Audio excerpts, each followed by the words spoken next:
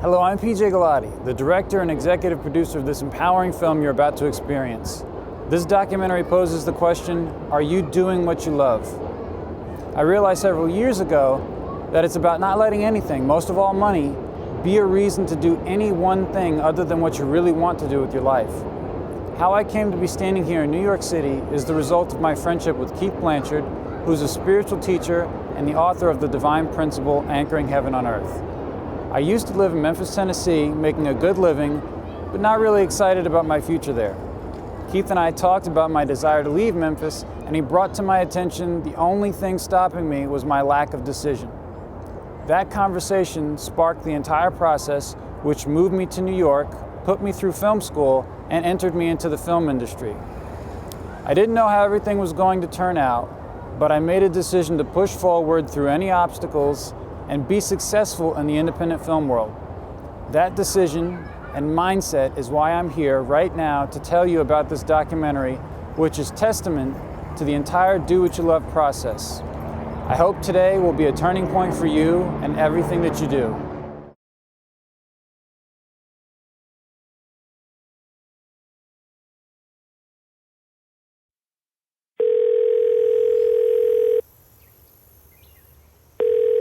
Hello? Hey, Keith. Hey, Renee, good morning. Good morning. Did I wake you? No, not at all. I've been online for a while doing some things. Listen, how's the campaign going? Well, that's actually why I'm calling you. Can you pull up the book section on Amazon since you got your computer up? Well, actually, I already have a tab open. Okay. Good. Okay, now scroll down to the bottom there. Look where it says book rankings, and there's a category spirituality. Yes, I see it.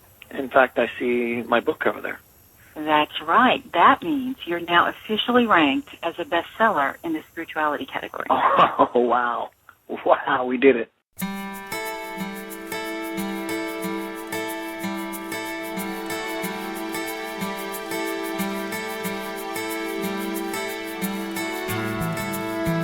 Who's this Keith Blanchard guy? I would say, well, he's a guy that has many talents. You won't know them all at first, but you don't know anything at first.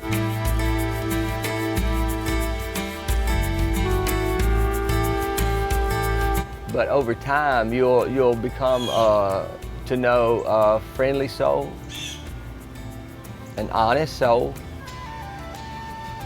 Like many friendly, honest souls, sometimes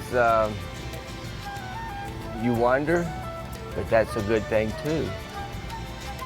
Of course, you're always wondering.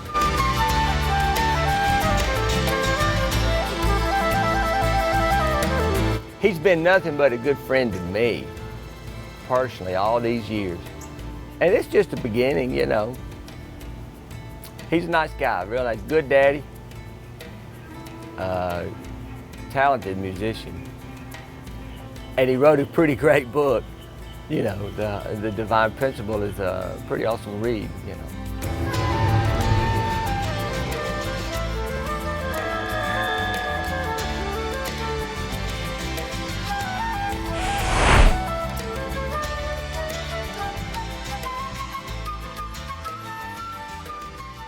Thank y'all for being here today. How we doing?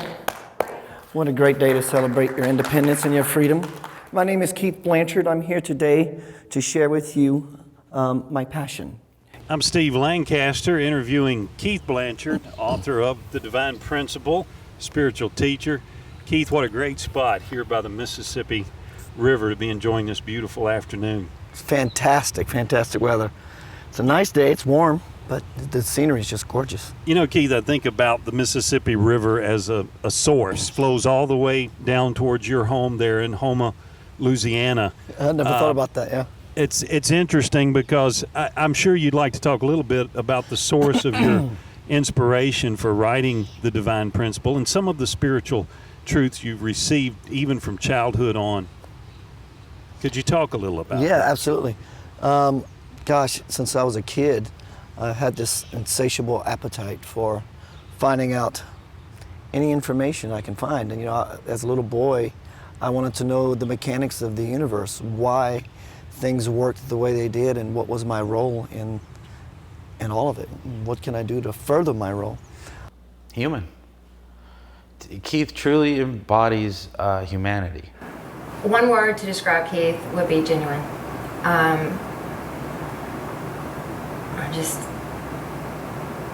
There's just a raw nature about him. One word for Keith definitely would be a savior in my life right now. Couldn't do it in one word. A nut. Of course, we're all nuts, but he's a coconut. No, God, you know, always been a great friend, you know. Just a joy, you know, to be around, you know, for me. Descriptive word for Keith may be outrageous. Yeah, he's got a enigma. Yeah. Keith is a positive person. He's the kind of guy who you come to him with a problem, and rather than just give you a flat-out solution in a general guy type of way, he figures out a way for you to redirect your energies to come to the conclusion on your own. Spiritual. I mean, that's how I've always described him to people. Spiritual, because his music, his attitude, everything is God working through him and through us back at him. Napoleon. Keith is sort of a spiritual Napoleon, a little guy that's ready to conquer and has the passion and drive that sometimes exhausts the rest of us. I would say energy. Energy. Why? Because he radiates energy. He's a great musician. Energy. That's you've seen it. The one word that just came through me is adorable. And I adore him. Doesn't necessarily mean he's the cutest person, but he is easy to adore. Easy to adore, that boy. I've been fortunate since I was a young boy to do nothing except what I wanted and become successful. I never really ever had to worry about money. I did have those moments, as we all do, but it didn't pull the rug from under me. I was always confident. It was nerving, but I was confident things would pan out. Keith Blanchard grew up in the small town of Houma, Louisiana. The area is filled with Cajun tradition, its own Mardi Gras, historic districts, and known for its wonderful Cajun seafood. Keith's father, Vergis, and mother, Jeanette, raised him along with 4 sisters and a brother. His father, now retired, used to work at Aflac Insurance alongside his 2 daughters, Kathy and Cindy. Mary works in retail, and his brother Kerry is a carpenter. The most influential of Keith's siblings was his sister Cheryl, who at the tender age of 10 was diagnosed with Friedreich's ataxia, an inherited disease which causes progressive damage to the nervous system. Keith was only 8 years old at the time. Cheryl would eventually become his benchmark for compassion, seeing the world through her eyes as others only saw the outside. By age 15, she was confined to a wheelchair and later passed away at the age of 26. The impact Cheryl had on Keith's life was one of the major factors leading to his spiritual awakening. At a young age, my mom said, "Keith, I know you want to play music. I see it. Cut that tree down now. Get you a job. Do something good with your life." And if you know me, my likely response was to ignore her. And so I did just that, and I kept playing music. And so I pursued the whole musical career. I'd done everything musicians do. I played, I partied, I'd done all that stuff. And I do that to this very day. And then God spoke and said, "It's time." And when this experience happened, I never saw it coming. Once it happened, I knew it was always supposed to be. My dad had a camp boat. And as a young boy, he would take me for a fishing trip overnight into the Gulf of Mexico. I absolutely loved doing this. And I would always look forward to bedtime He had this little deck on top, and there was no light pollution, so I would sprawl out a sleeping bag, and I'd put my hands behind my head, and I would gaze up in infinity, God. And I just saw the infinite potential. And on this night in particular, I must have found a space of absolute sincerity. I was yanked out of my body. And I found myself conscious of a spiritual lobby, a waiting place, where souls that were about to be born hang out. And it's an infinite sea of souls. I mean, I can't even give you a number how many balls of light were there. And the people towards the front were excited, and yet they had a lot of anticipation because they were next to go down to earth. But there was another phenomenon going on from the back. Another wave of souls would come up to join the back line for a new earth experience. And some would go to another place, a higher place, for a new experience entirely. And when it was my turn to go down to earth, I was slammed back in my body. And as a young boy, I was like, wow. In 1996, after a night of playing music and a bad relationship, I was living my life with heart pangs. It was dark. I was awakened out of my sleep by a voice. "Good morning, Keith." And it was God's voice. And people often ask me, how do you know it was God's voice? Well, for me, the question is pretty silly. How can you not know when the absolute of the universe is speaking to you? It's time for you to wake up. I was awakened out of my sleep, and I was thrown into the light.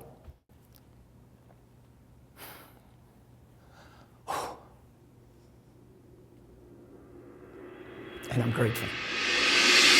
And the voice begins to instruct me to write down my thoughts, my feelings, and life experiences.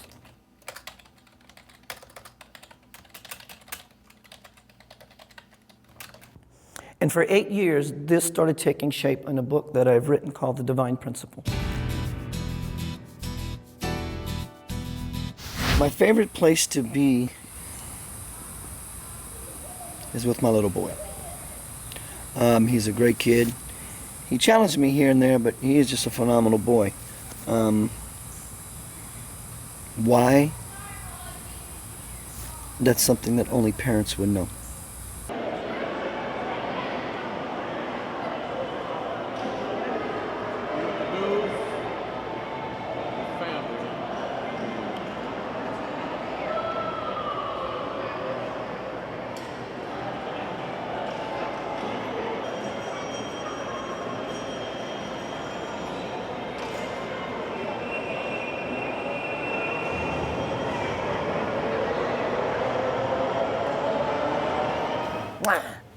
Take off. Show Daddy where you want to go. Go to your favorite place. Go to the park. I'm going to come too. Can I come? You better hurry because I'm going to get you. You better hurry because I'm going to get you. What's your favorite part? The slide? Is that your favorite? Or you want to go climbing somewhere? You want to go slide real quick? Remember what Daddy told you? You got to focus, think about your hands. Same time you think about your feet. Okay? Think about what you're doing. Just think. Always think about what you're doing. Hello. Hey, there's a lid up here. Uh-huh. You know what that is? What? It's called a fan blade. What's a fan blade? One of those things that we can pat you on your booty with. No. Hey, there's a spider web. It's a spider web. What kind of spider is it? Do you know? Can I come up there with you? What's that? I don't know. I know what you are. Whee! Here I come.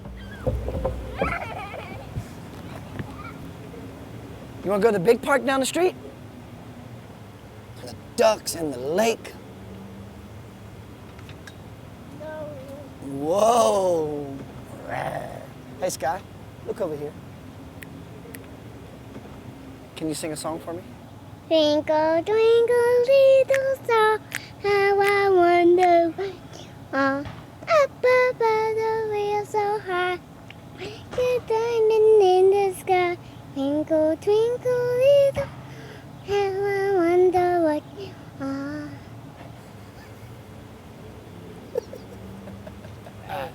That was awesome, little man.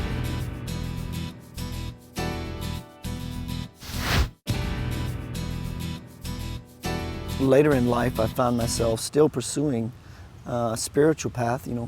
8, 9 years old, I was an altar boy. I grew up Catholic.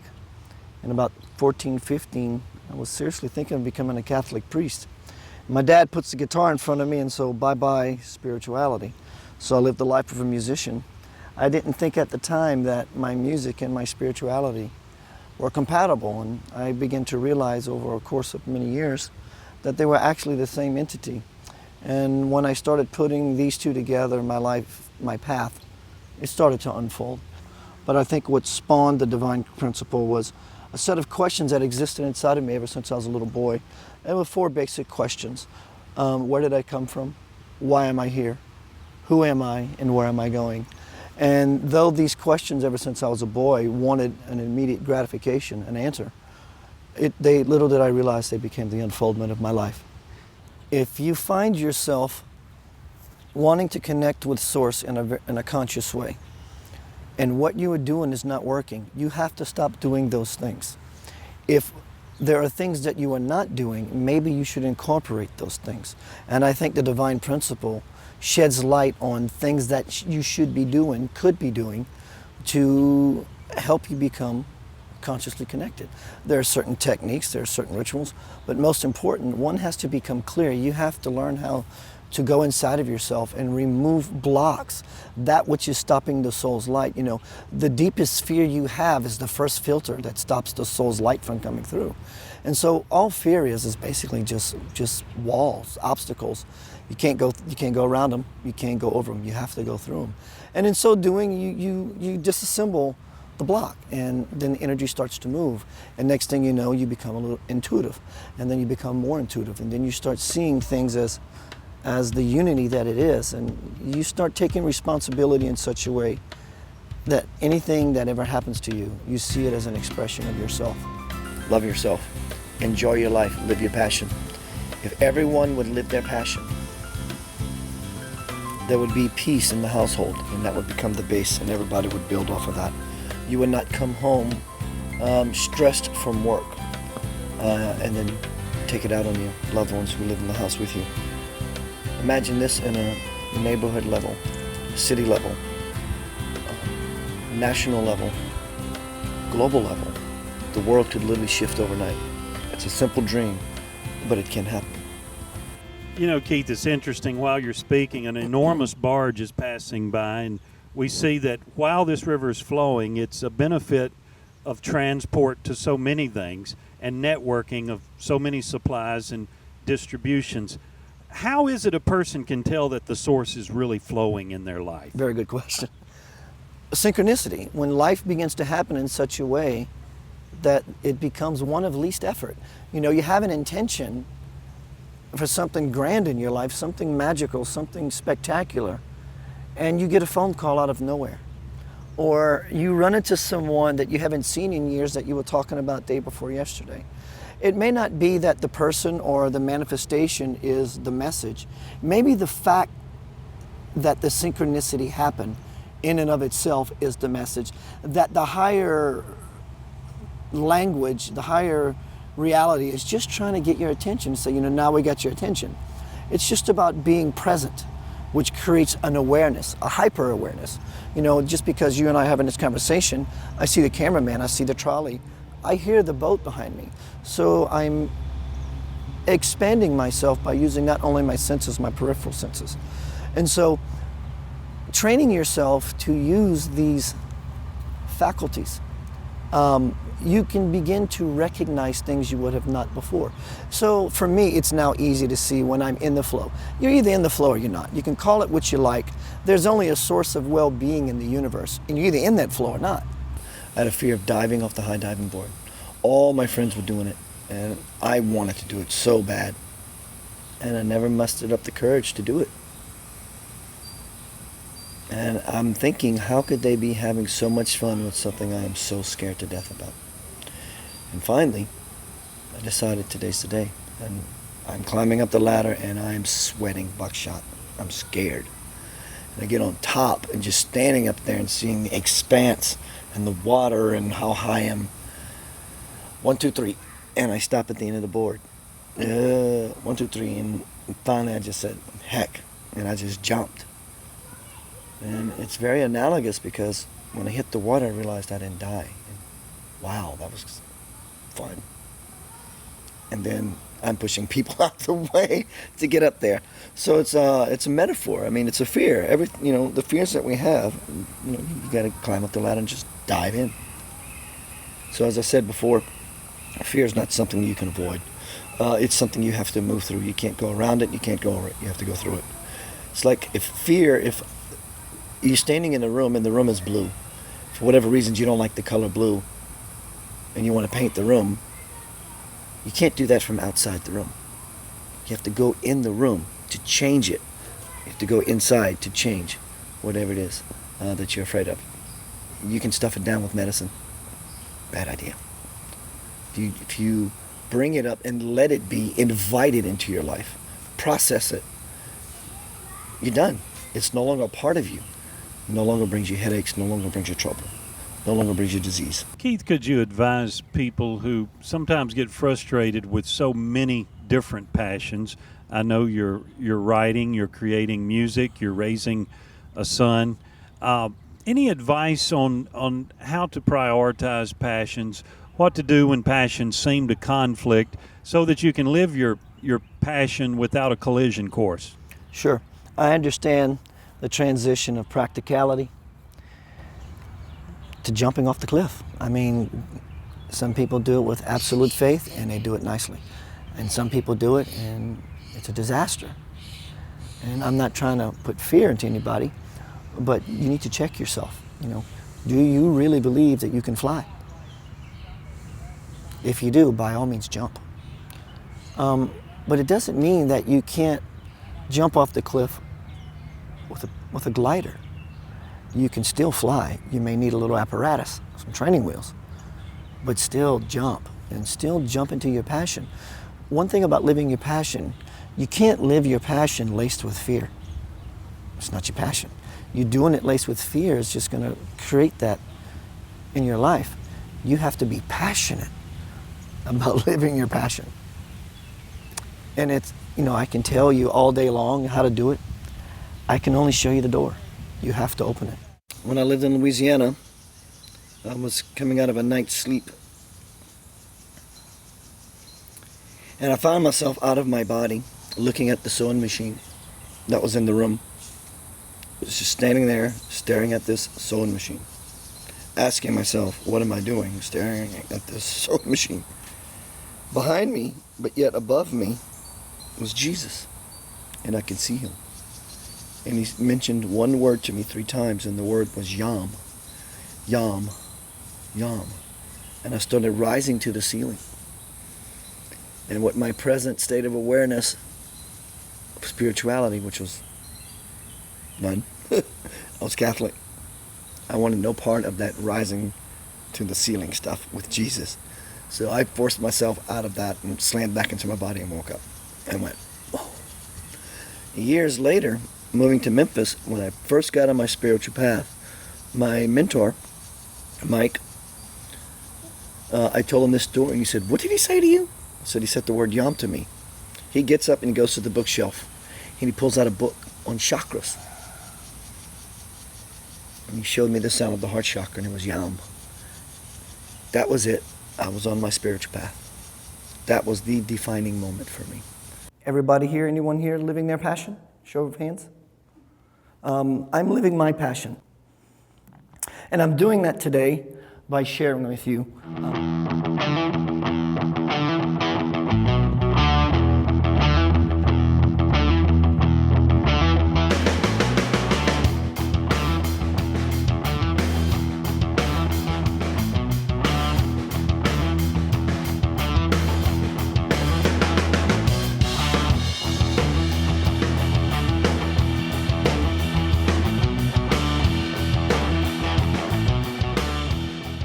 All right, we're on world famous Beale Street. The goal today is to walk around and ask people if they're doing what they love for a living. I play on Beale Street all the time. A couple years ago, that's all I ever did was play Beale Street, up and down the strip. People from all over the world come to Beale Street. Beale Street being the birth of the blues, so I guess people like the blues. Here's some blues here now. I have lots of friends who play here on Beale Street. Beale Street's a cool place, it's fun. Late at night on the weekends, it gets a little rowdy and a little crazy, but overall it's a good place to be. But first, what is your name? Carrie Cummings. You know, I Hi, do Carrie. all the events now and marketing for the street of all of Beale Street. Wow, that's a big responsibility. Yes. They're paying you? They are, of course. What you deserve? Yes. Fantastic. Very much So you're loving what you're doing. And how long you been doing this actually? so. Since September, since we closed the bar, they asked me to come over here, so that's what I did.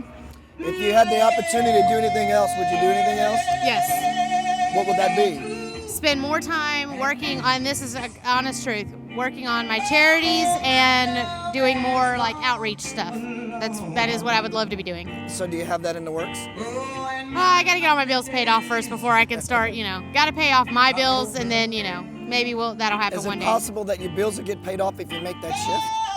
Heck yeah. Heck yeah. If I didn't have to worry about all the bills that I got to pay, I'd be doing so much more with everything else. Well, thank you for your time. Good to see you. You too, babe. Take care of yourself. We're going to go talk to a dear friend of mine, Chris Stevenson. I know the answer, but let's see what he tells you. Are you living your passion, Chris? I'm getting there. Getting there? Chris is a piano player, keyboard player for the house band here called the King Bees. Fantastic. Actually, I play with Carl Drew. Really? Yeah, I'm not with the King Bees. Oh, my bad. That's all right. So how's things going for you? Good. So music is your passion, correct? Yes. And you're earning a living at it? Yes. So you're living the dream? Yeah. How long you been here at BB's? 7, 8 years. Yeah? Something like Any that. new opportunities? Yeah, every year I've gotten a little further along. Do you see yourself happier now that you've made the shift completely from kind of wanting to be a musician and dabbling into full-fledged? Absolutely. Wow.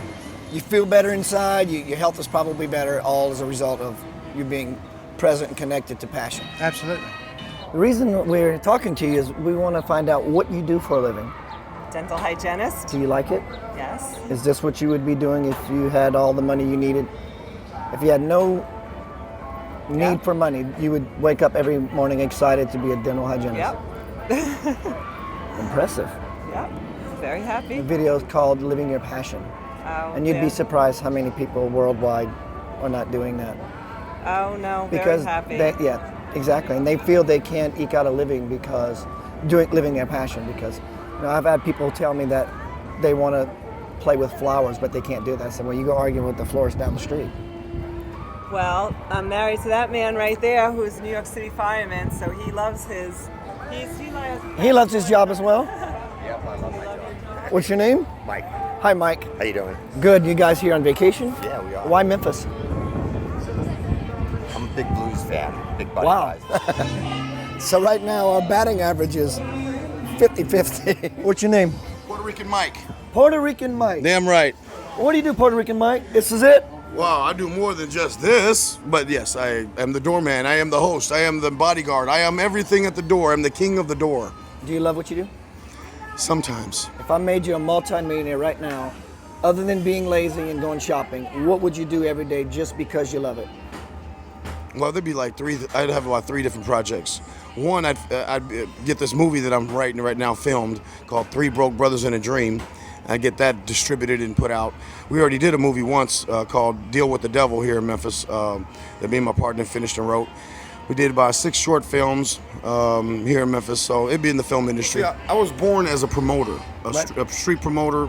I did all that for years, you know what I'm saying? Advertising, marketing, that was my major, you know what I'm saying? So that's my talent, my gift, I guess you could say.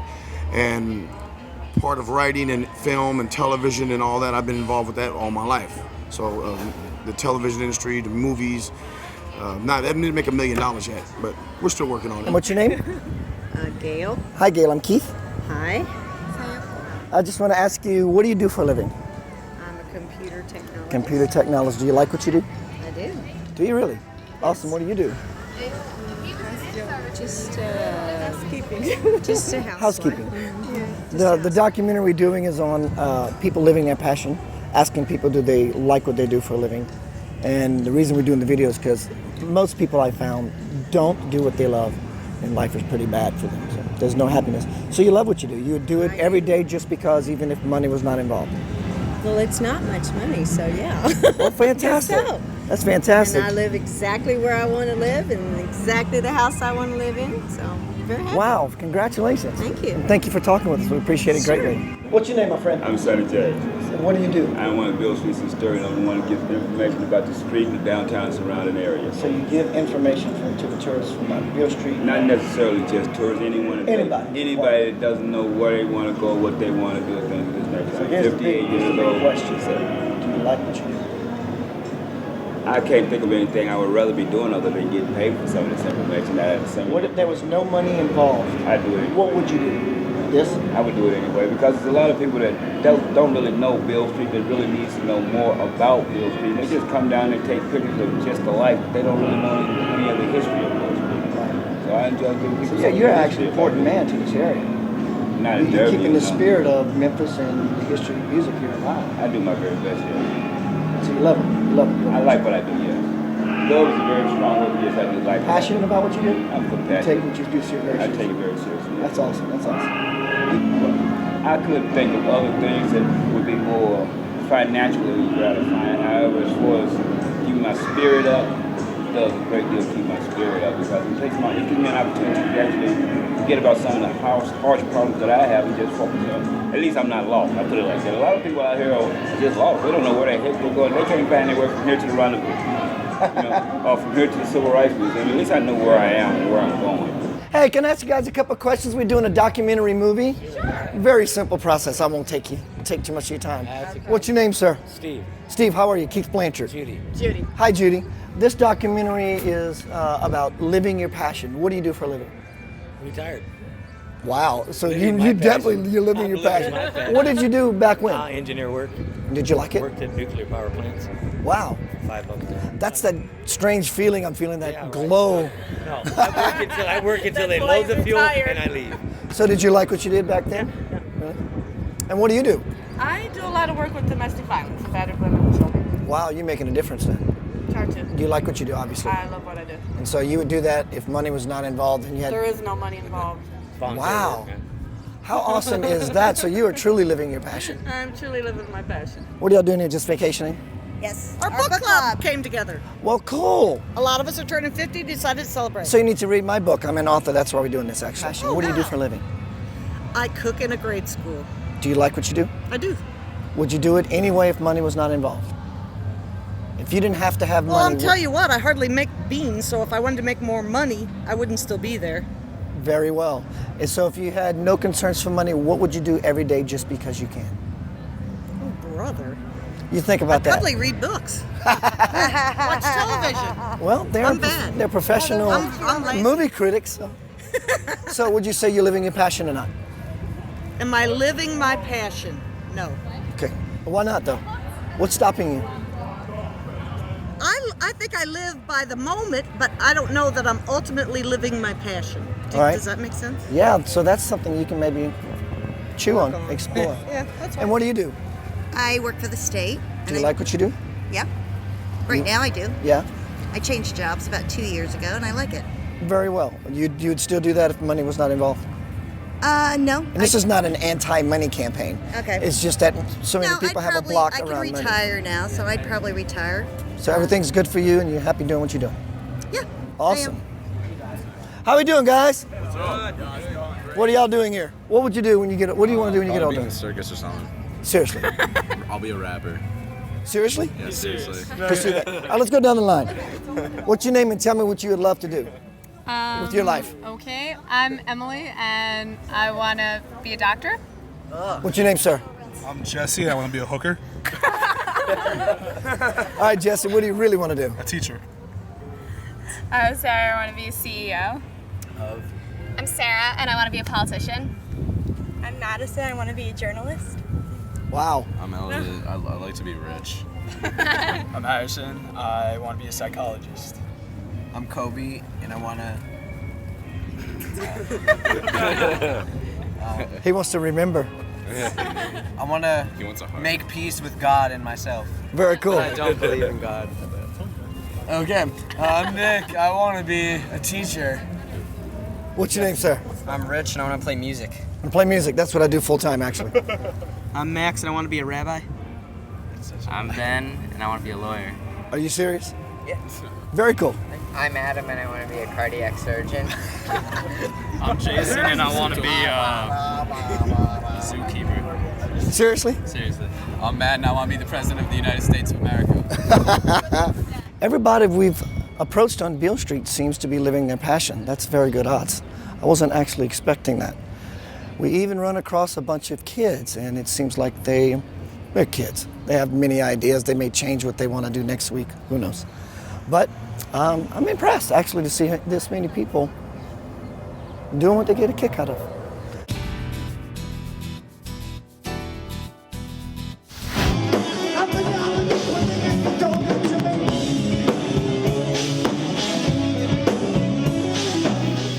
I've known Keith on and off for about 15 years, I guess, before I got married and stuff. I used to see him in a band that was his a Rush tribute band. I watched him twice at the Stage Stop doing all the Getty vocal, except he was playing guitar instead of bass, but he still had the keyboards and the pedals and everything. And when he did Temples of Syrinx, it just really blew my mind, and I knew that I wanted to see him wherever he went. So later on he started King's Trio, and I would sit in with them for a song every once in a while and had a great time. They really inspired me to the pickup jam, you know, just like throwing it out there. You kind of have to know it, go for it, you know, and that he inspired me a lot in that way. What's it like playing in the band with Keith? I mean, do you find he's like a lot of other musicians, or is he No, he's his own guy, man. Do what now? Fire! He's his own guy, aren't you? There, sunshine. If you had to compare Keith to another musician, you can't compare him. Can't. I mean, he doesn't really emulate any one person to me. I mean, if you're a really good musician, a really good cat and all that, then that's the way it usually is. You can't nail somebody down to one influence, one person, one band, or whatever. Just like the favorite band question, that's a stupid, silly question to me. That's impossible to answer. It's impossible, you know. So.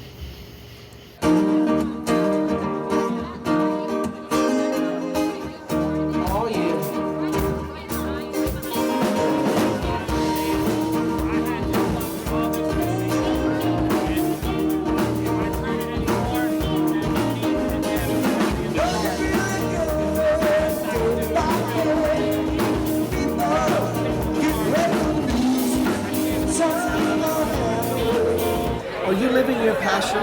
In other words, if you was a millionaire, not that you would go shopping, are you doing what you would love to do if money wasn't your concern? Really, what is that? About to go to school and do what? Are you in school now? Starting August. So you're just starting. This is Got the started first in one. August. It'll only take me a year. Only a year? So life is good for you? So you're living your passion.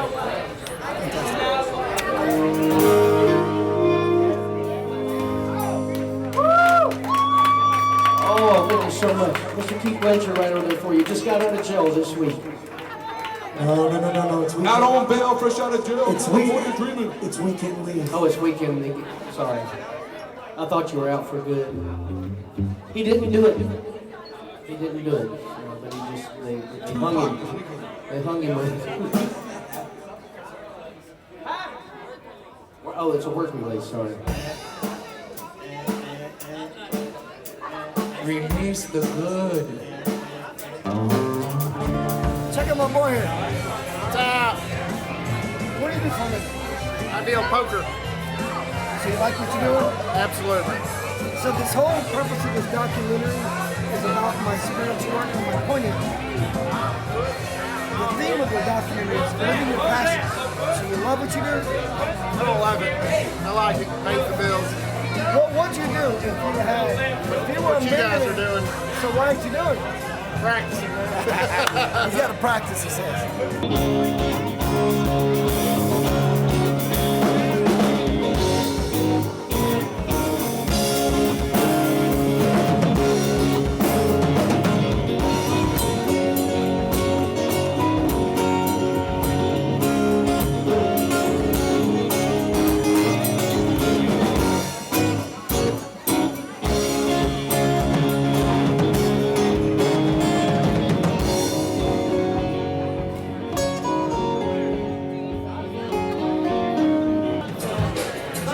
What do you do, Joe?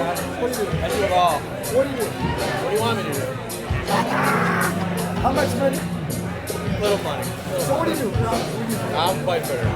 Pipe fitter. That's what I Pipe do. fitter. You like it? I love it. The whole point is the theme of this documentary is living your passion. When you're living your passion, you have to do something. If you didn't get paid to do what you do, you would probably do it anyway. Actually not. What would you do? Try it. I don't know what I would do. You don't know. It's all about the money. If I made you a millionaire, you woke up every day and had to do nothing but what you wanted to, other than be lazy or shopping, what would you do? I'd help mankind. How would you do that? I don't know. I just help people out. Build what they need to build. Construction kind of guy? That's the field you need to be in. That's why you're born. I'm here.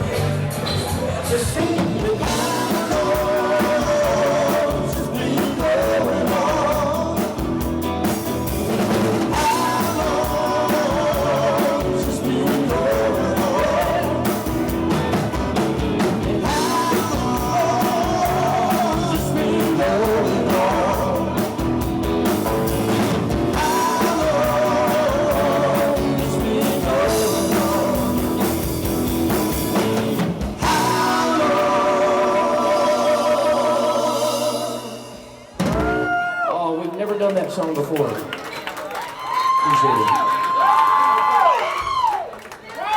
I love the song. I love that song. What do you want to hear? Hey, how come? Rosanna. Hey, are we getting independently wealthy amongst the four of us? I hope so. How are you? You doing well? How are you doing? What's your story? What's your I don't story? really have a story. I just, hang out. What do you do for a living? I work for the University of Memphis. Do you like it? I like it. I work with some good people. If you were a millionaire and you had nothing else to do, would you still wake up doing that because it's your passion? No. What would you do to live your passion?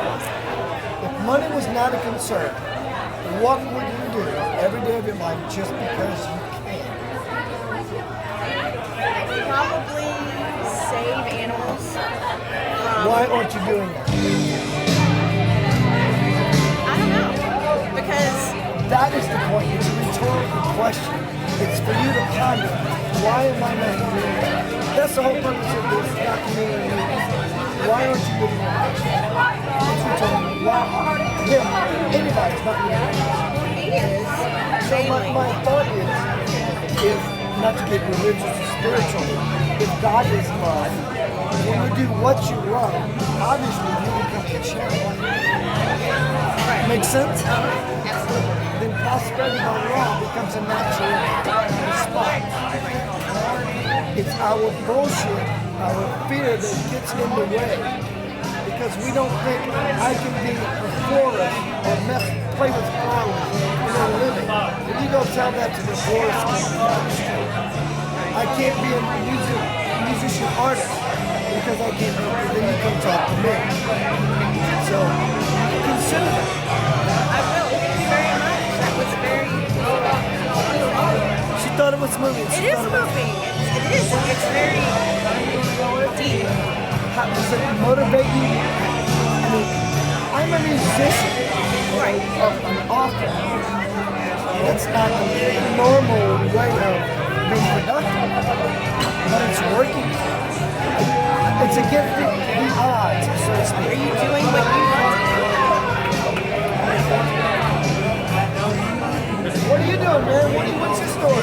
writing software for Windows.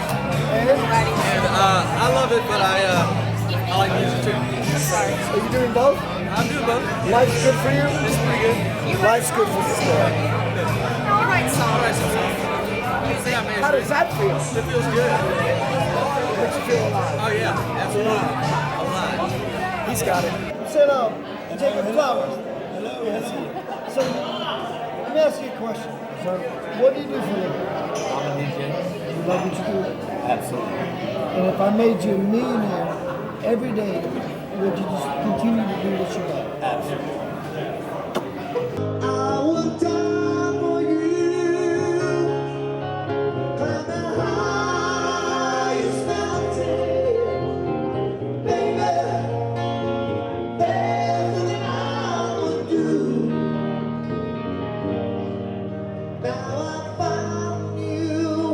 Would you say that Keith is a hardcore rocker? Yeah. Okay. He's just hardcore, period. So going from that standpoint, how does it feel to be on the stage with, because you're a hardcore rocker, how does it feel to be on the stage with another hardcore rocker who's also so hardcore into the spiritual scene? Well, I mean, that in that sense, you can actually feel the connection when you're playing. When two or three, I mean, even, and Chris is the same way, you know, when you got people up there playing that are just so connected and just are giving it everything to God, I mean, it's you can feel it. You can close your eyes and feel it. You know what's going to happen, you know, and that's the same way it is with him. When him and I have played together so long, we know what the other person's going to do. This is with my dear brothers, Scott. Not boy Keith. Scott, what do you do for me? I work for Northwest Airlines. Do you like what you do? No. How are you doing? Yes, I do. Do you like it? Do you love it? I don't love it, but it's good. Things are good in your world? It's good in my world. What do you do, Kim? I'm a housewife. You love what you do? I take care of you. Do you love what you do? Yes, I love it. Awesome. I had brain surgery, and right before my brain surgery, Keith was over at the house, and we just sat down and held hands, and he just, you know, positive energy flowed back and forth for good luck on my surgery, and it went great. And no major problems. It cured everything that was wrong with me. So, I think that was an integral part of that. That's got to be the best happy moment answer I've ever gotten. Oh, really? Brain surgery is pretty heavy. Well, and it's the power.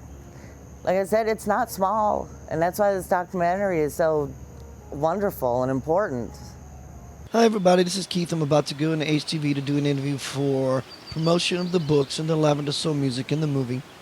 Should be a lot of fun. Follow me. Keith, welcome back. Thank you, sir, for having me. How are you? I'm doing fine. Why don't we just re-educate everyone, if you will, about your career and what you're doing now as a spiritual teacher, a speaker, a musician, a composer, a guitarist, an author now. You know, what's new with Keith Blanchard right now? I'm always creating something. It's what brings me joy. I had the Divine Principle a few years ago, went bestseller, and then followed the Divine Principle was the workbook. Okay. Which is self-reflection workbook. All right. And then I have a Thought for the Day book, which is also a companion to the Three Making a Trinity, so to speak. I'm always recording music with my spiritual original group, Lavender Soul. I had a company from New York about 2 years ago. They read my book before it went bestseller, and they called me and he said, we're looking to do a documentary on someone who lives their passion. And they said, you're the guy. So they came down to Memphis and we filmed the documentary. Is it based on the Divine Principle? The documentary at first was going to be using my life as the example for people who don't feel they can go out there and live their passion and do what they love and earn a living at. I talk to musicians all the time. When I meet someone in public, when I network, when I play out, I ask them 3 questions. 1, what's your name? 2, what do you do? And 3, do you like what you do? 85% loathe what they do. Really? And I asked them, why are you doing it? And of course the response is because of the money. Mm-hmm. And someone may say, well, I would love to handle flowers, but I can't do that. So well, you go tell that to the florist down the street. So there's a belief in the consciousness of, at least America, that we can't do what we love and make a good living at it.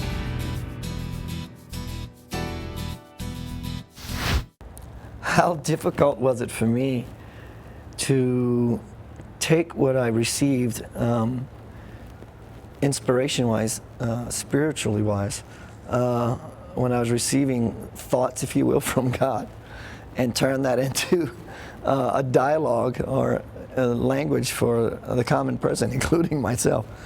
That's where Stella Steele comes in. The primary way I make a living is by being what I call a with writer. Most people would call it being an editor, but I like to call it with writing, because that's what I do. And any of my clients who work with me, I insist that they be with me every step of the way. And I give them lots of choices, word choices,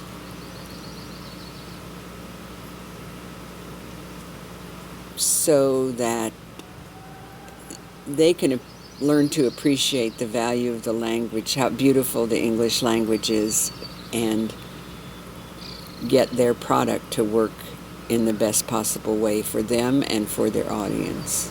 You know, we fall down all the time. And when you start to learn to question everything in your life is when you can truly grow. His book taught me that. I had to go in with a very open mind. If you read his book, it's going to take you on the journey of his life. It's going to take you on the journey of his change. You're going to see what happened to him and why it changed him. And if you go in with an open mind, you're going to read things that you're not going to understand, that you may not want to believe, but it's going to take you on his journey, and you will go on a journey also.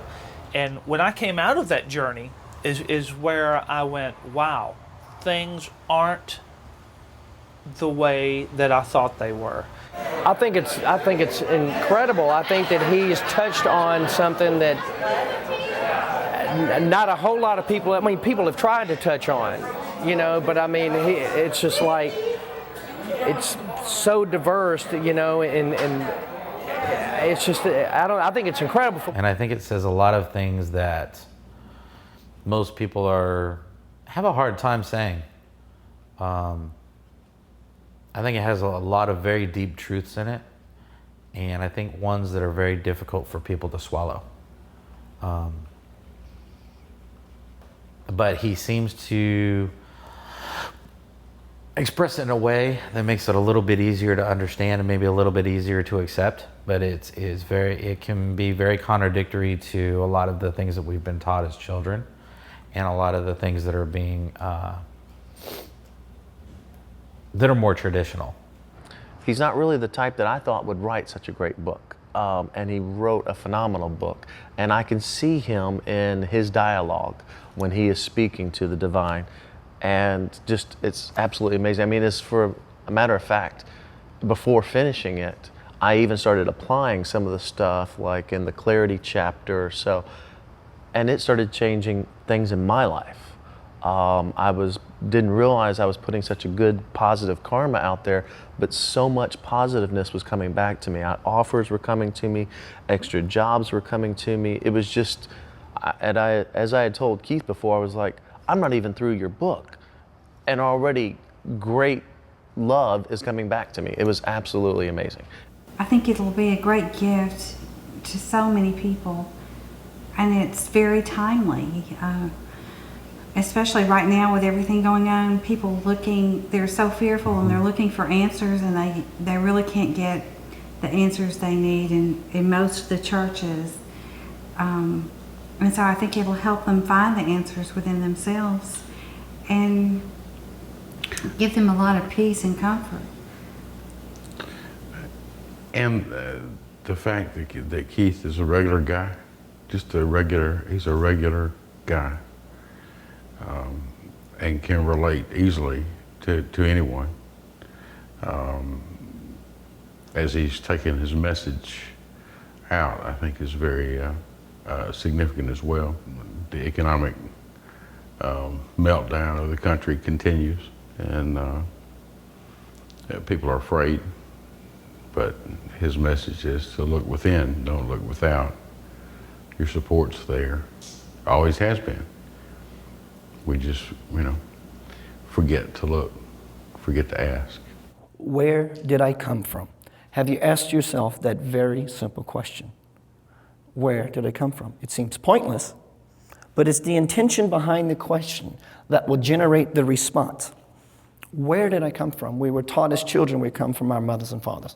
We know this is not true, but yet there's an engram, there is a part of us that holds on to this idea. We don't come from our parents, we come through our parents. So what I am saying is we are part of the all-pervading spirit. This is who we are at our essence. Keith, I know there's a lot of things in the writing, the information that was given to you in the Divine Principle that really speaks to our world today. A lot of the world changes, a lot of spiritual trends, a lot of the understanding of God that's growing in our world today. But I just want to ask you, as the writer, the author, what part of the Divine Principle do you believe to be the most relevant to what is taking place in the world today? I think the most important part, the most relevant, is for people to understand who God is. And in so doing, responsibility falls where it must for things to change accordingly. Responsibility should fall on each person, and that will not happen until everyone takes back their responsibility of divinity. I am creating this experience. You are creating your experience, and together we are co-creating. So basically, it's truly recognizing who God is. If I was to ask you a question to point to God, you would point here. If I was to ask you to point to yourself, you don't point here, you would point here. So now we're looking at the idea that God and yourself is synonymous. And I know that that idea frightens a lot of people, claiming that you're God. People think, well, that's completely arrogant, but it's not. It's actually your obligation, it's your duty, it's an honor to walk with a high vision for yourself that you're willing to take on responsibility for the entire world.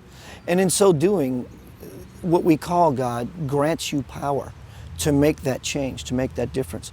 So my path is that if there is a source in the universe, and that source is a divine source, which is love, when I purify myself and align myself with love, I become that very thing. So I think the most relevant question, or the most relevant idea, is to take back our divine authority by recognizing who God is. And I absolutely believe with all my heart that that is ourselves.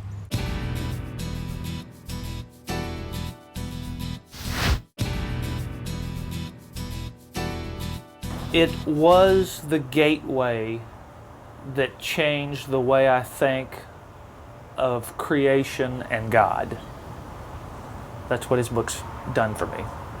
To come out with a book saying God is talking to him, I see how it could take, you have to be brave, because some people are going to attack him for this. That God only spoke one time 2,000 years ago to a few people and hasn't spoke since. So I just love his openness. It taught him a lot of lessons to write that book. It taught me lessons when I read it. Well, I think of the book as we all have an inner voice that we listen to. Keith had the wonderful opportunity to be able to document it as he heard it and as it goes along. So, and if we listen to this little voice that's inside us that is just, the goodness that is always there, to me that's the Holy Spirit. That's what's always there if you just allow it and are willing for it to come on out. It'll come through you, and Lord, your life will change in the best ways. I think it's extremely bold and powerful to just straight out say, God is within you. That's something that people just don't want to accept and aren't willing to accept. just straightforward. They cannot understand that God lives and breathes in each and every one of us. And I think that is just a huge step. And I think it's one that a lot of people are just not willing to make. Truly, that's just bold. I think it would change the world. Keith's book is very inspiring to me because he is encouraging us to go beyond conventional, traditional spirituality and explore more. And he's empowering people to listen, to learn, to get answers to changes that are coming and preparing for a huge shift in the consciousness of humanity. An awesome book because it can appeal to people from all levels, from people that are just beginning their spiritual path and people that have been at it, have been studying and had all kinds of experiences. I think they'll get something out of it. And when I read the book, it's like I'm reading it all for the first time. If I read it another time, I get something out of it every time I read it. And it's just, it's written very simply, but also the wisdom that comes out of it is very deep, and I think it will. It's very timely. If you read it 3 years ago, or if you read it 7 years from now, I think it's all timely information. Yeah, I've enjoyed reading the book a couple of times, and I always find something new in it. It's very touching, and I felt like, of course, knowing the author is one thing. It's not often that you do know an author, but I felt a real true intimacy with him as he was telling the stories. It was a pleasure to help him create this book, and I love it. I think it's powerful. That's what I think of that book. The connectedness of how elements in our experience vibrate and affect what we do, the choices that we make. Matter of fact, it's our choices that cause the vibrations to go out, and the message in there that we are so truly connected and cause the vibrations that come back to us in our experience. There is so much more out there than what we think there is.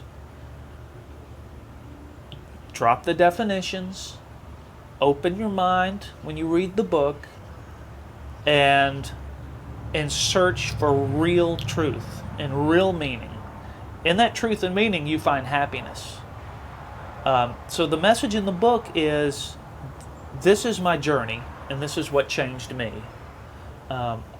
Read it and follow behind me. Walk behind me, take my journey, and change yourself. I think it started out, the manuscript that I was presented with has about 93,000 words and no characters, very little dialogue.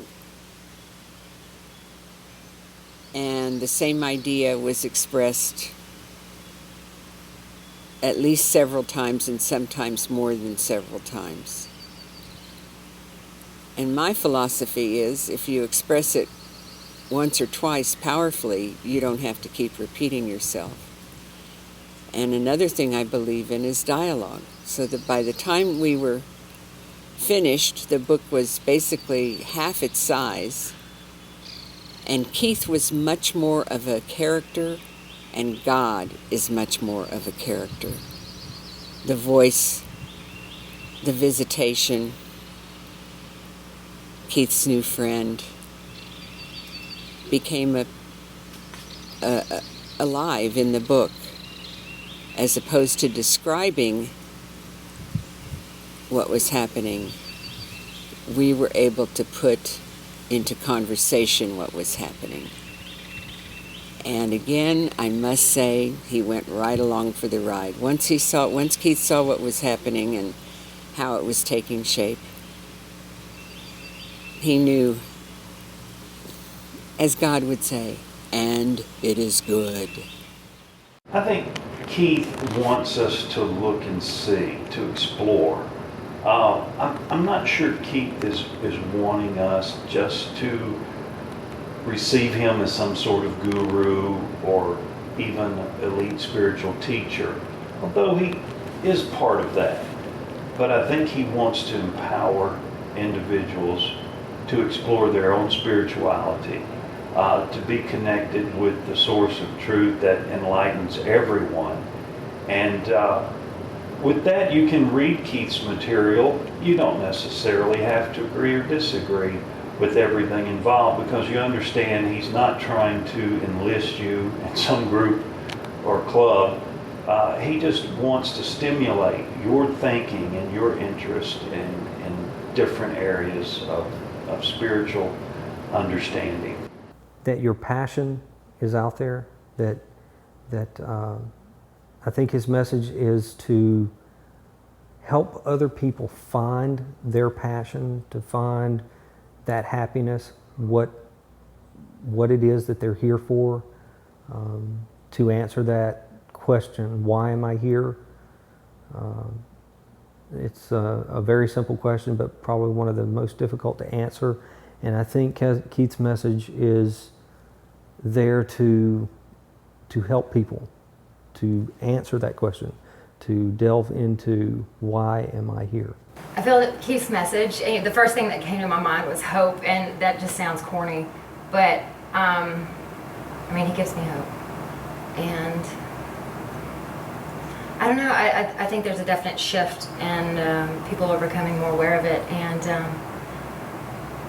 I hope that he can help people with this.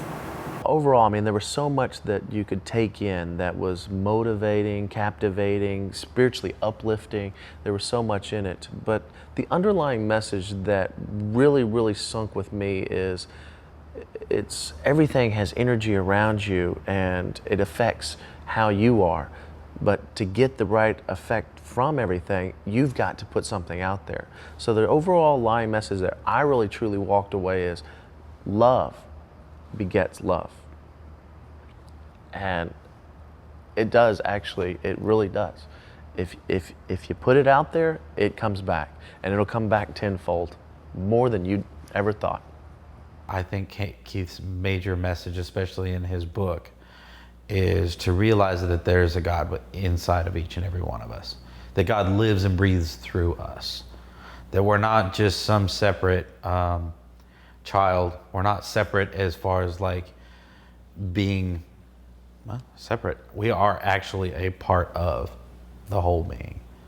And to in the simple realization of that we live our lives on a much higher level.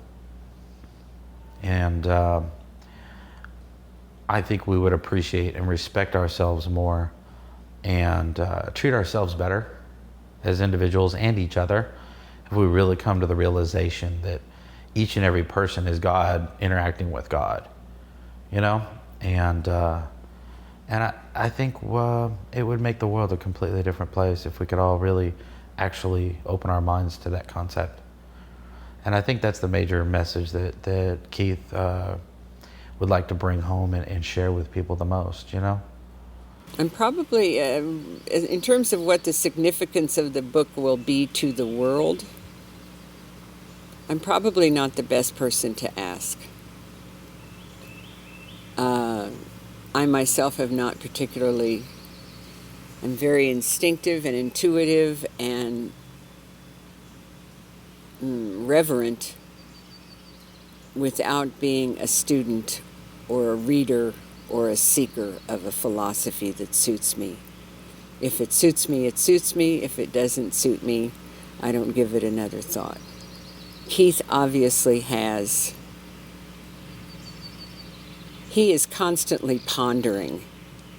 He probably would laugh if he heard me call him an intellectual, but he does have an intellectual curiosity a profound curiosity about what makes the universe tick and what makes us tick. I'm happy just to tick.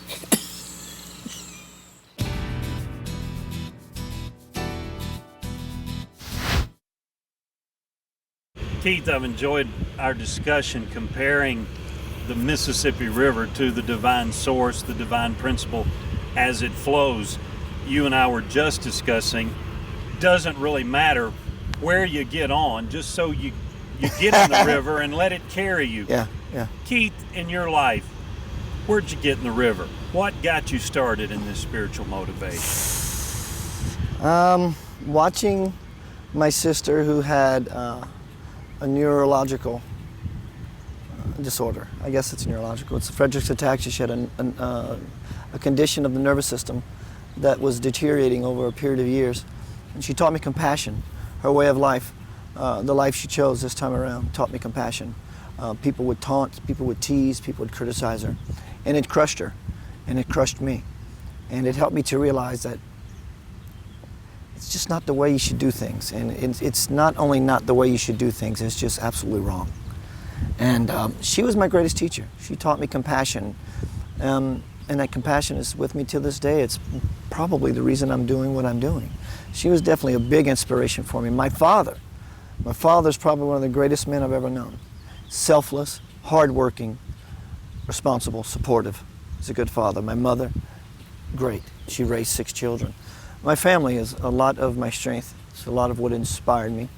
But in a spiritual sense, again, we go back to Sai Baba. Sai Baba seems to work for me. You know, so does Jesus, so does Buddha. I don't care the deity.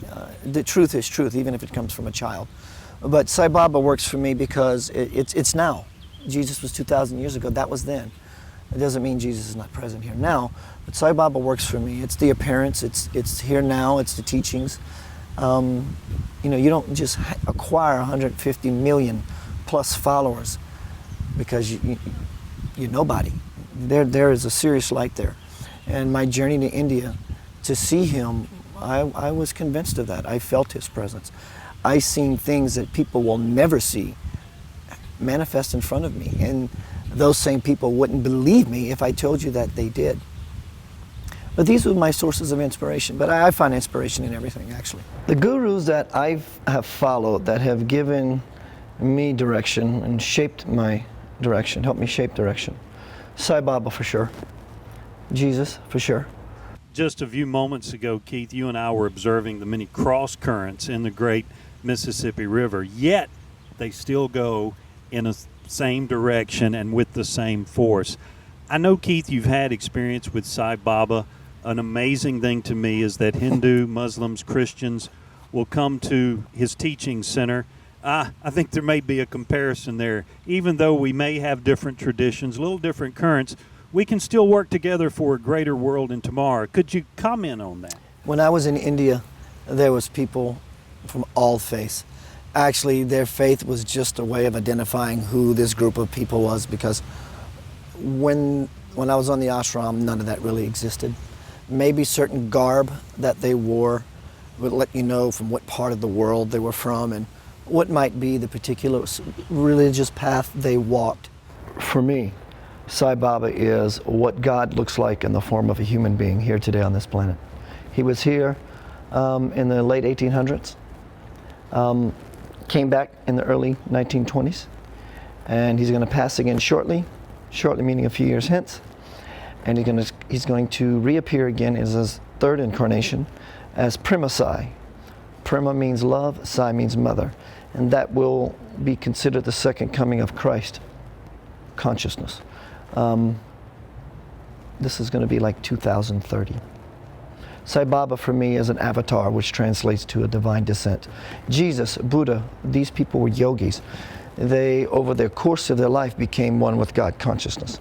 An avatar doesn't become one with God over the course of their life. They're born with an enlightened consciousness. Sai Baba came to me in a dream and says, I want you to come to India.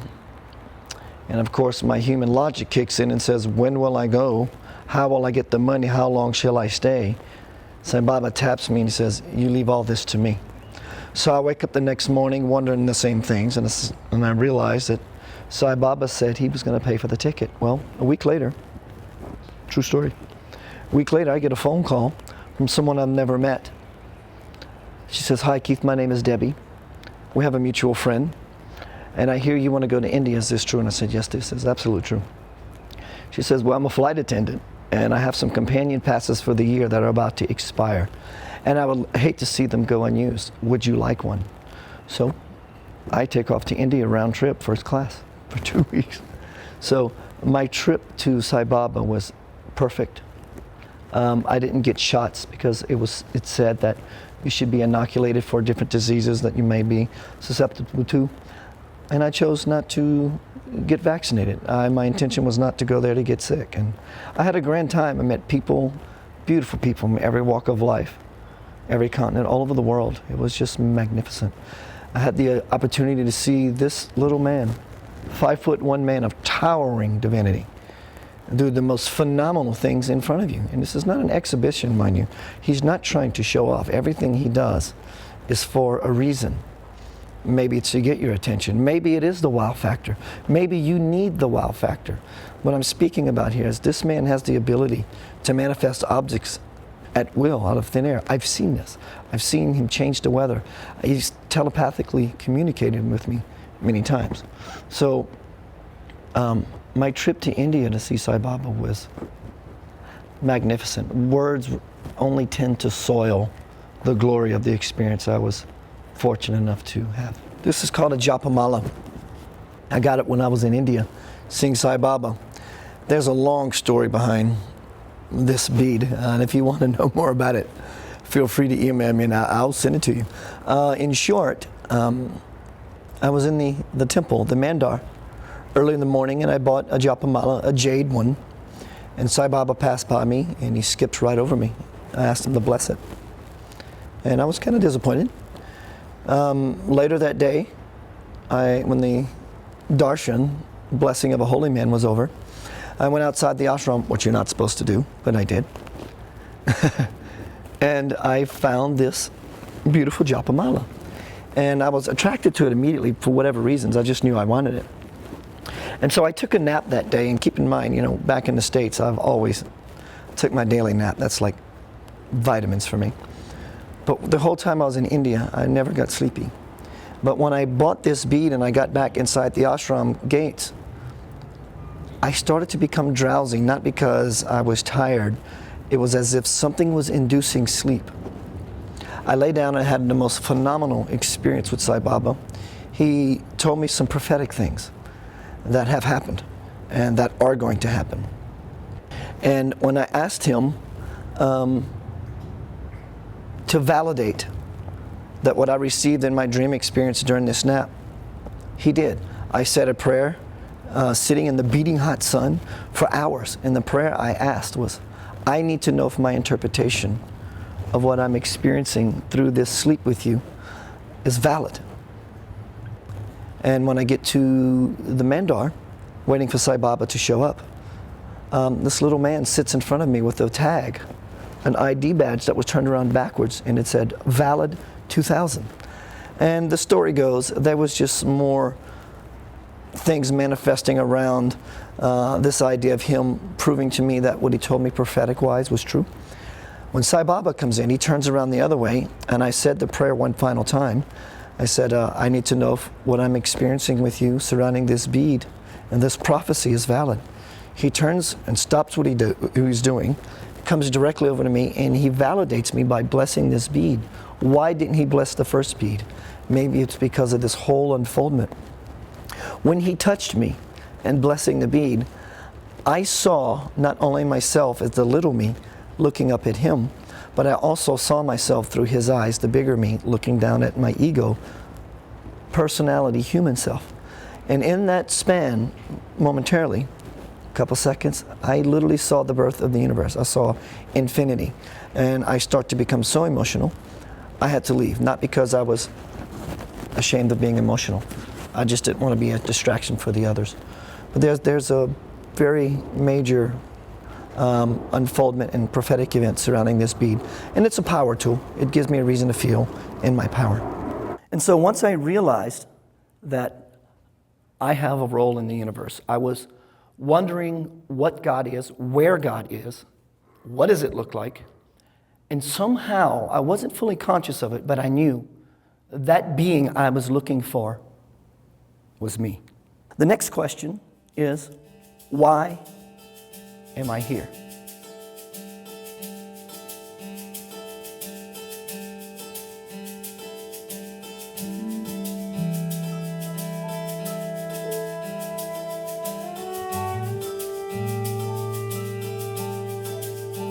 About trusting, it's about opening up, it's about not judging yourself, just to be available to that inner spirit that is creative, your life force.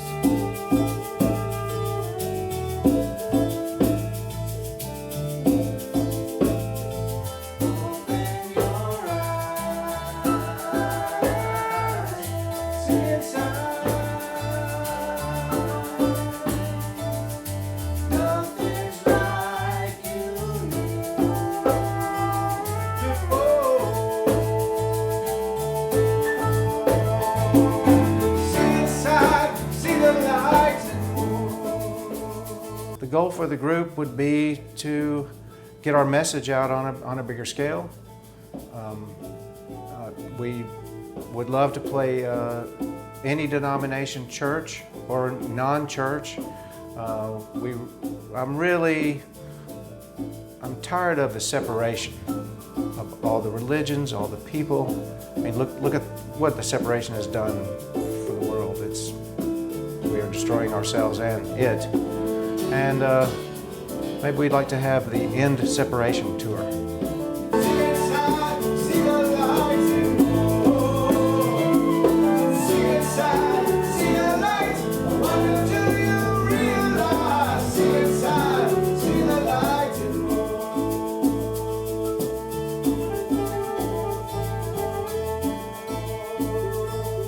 I am passionate about my living. I am. Passion is the fuel for creativity, and you never run out of fuel when when you're loving what it is you're doing, and just doing what you're loving. It goes both directions, I think.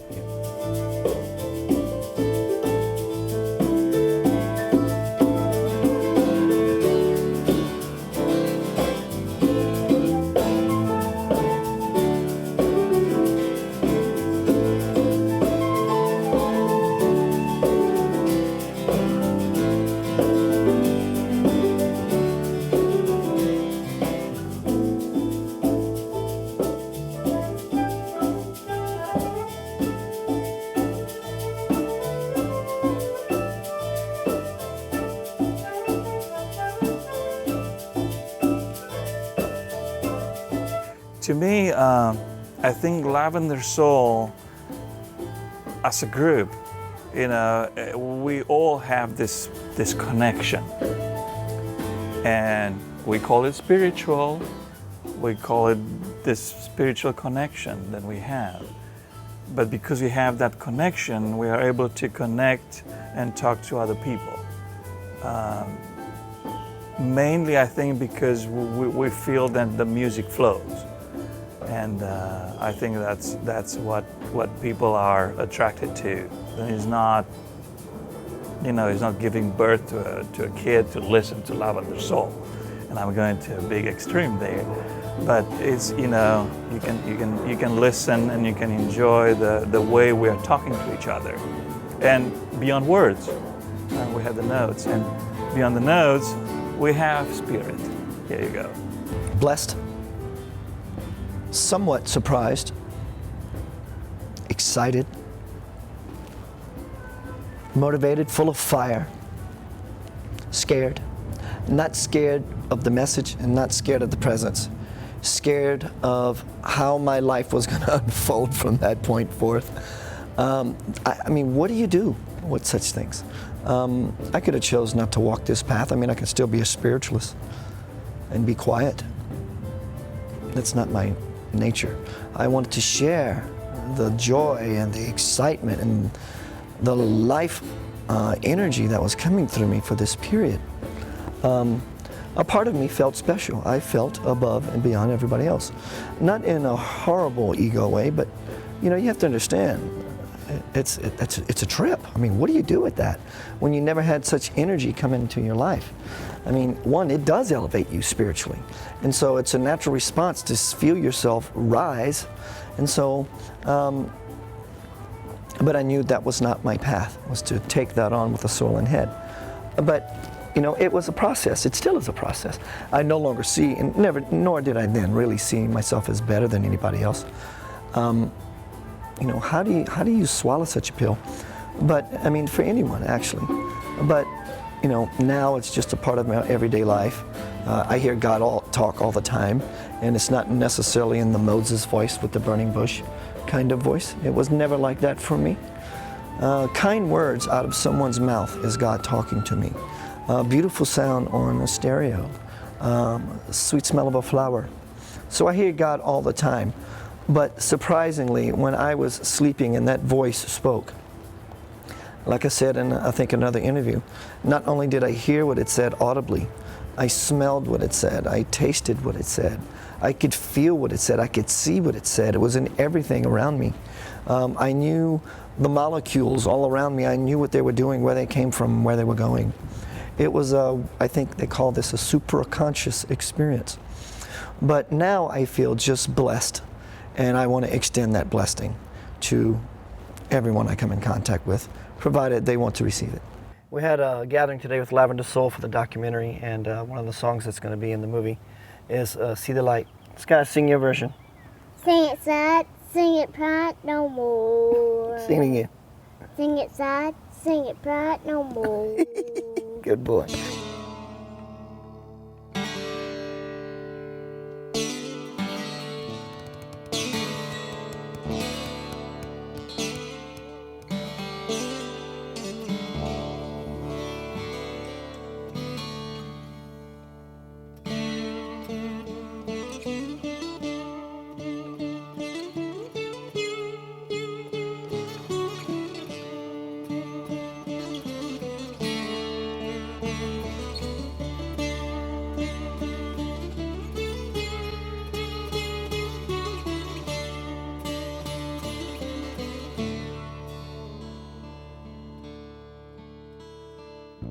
I love people.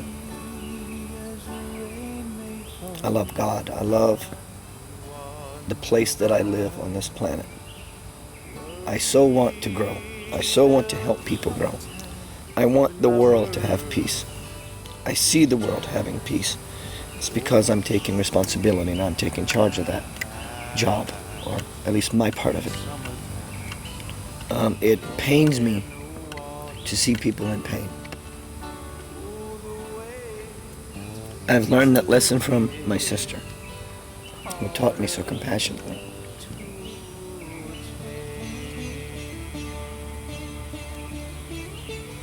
I just would like to see the world get along. And that's why I'm doing what I'm doing. I'm a wayshower, I'm a peace seeker. I love holding people, I love helping people. It's all about people. For me, it's just about people. So, I can do what I can to help people take care of themselves, but they have to want it for themselves. I can throw a life preserver into a swimming pool for a drowning person all I want. And if they don't grab it, it serves no purpose whatsoever. Again, as I said before, there's nothing here that's broken that needs to be fixed. But I am definitely here if someone wants a hand. I think the world is moving to a space of peace. I think we're moving to consciousness. I think that what seems like troubled times is actually a blessing. Yeah, it's a shaky ride, but the ride will eventually stop. I think the world seems to be a little hard-headed to change, but I think change is going to come about regardless. Our head may hurt. We may take a few knocks on the head. But I think the world is starting to catch on to the idea of working together, peace. That war is no good. It has no benefits whatsoever. And I think the world's going to become a very spiritual place very soon. I am one of many people who do what they love every day, and I hope you are one of the many who will join me in this growing movement.